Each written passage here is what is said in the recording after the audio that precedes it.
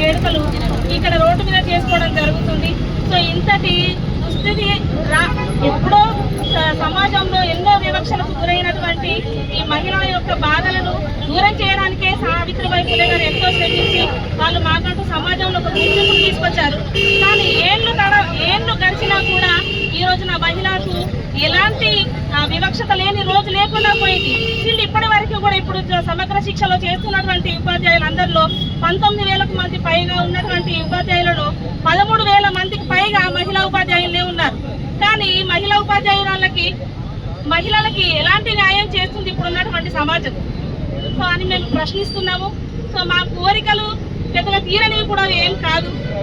So ఈ రోజున ఈ సందర్భంగా మేము అందరినీ కోరుకునేది ఒకటే, రూలింగ్లో ఉన్న వాళ్ళని మేము అడిగేది ఒకటే, కనీసం మా కోరికలను ఈ మహిళా సావిత్రిబాయి ఫులే గారి శ్రమించినటువంటి శ్రమను గుర్తించైనా మా మహిళలకు న్యాయం చేయాలని కోరుకుంటున్నాము.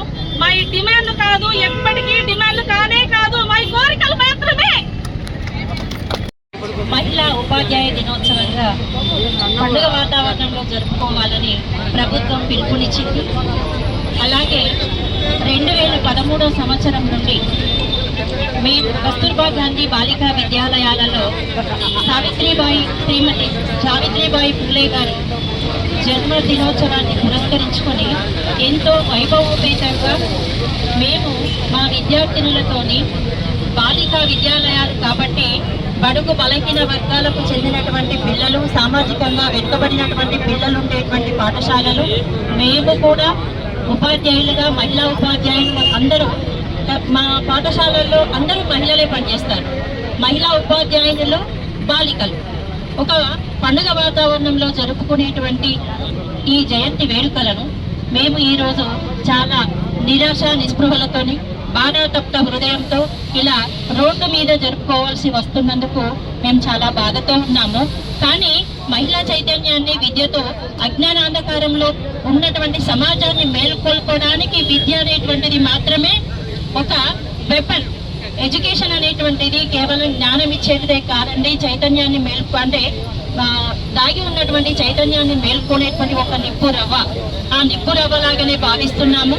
మేము రేపటి తరాన్ని తన అడుగుజాడల్లో నడుస్తూ రేపటి తరాన్ని చైతన్యవంతంగా మలచడానికి మేము ఉన్నామని అనుకుంటున్నాము.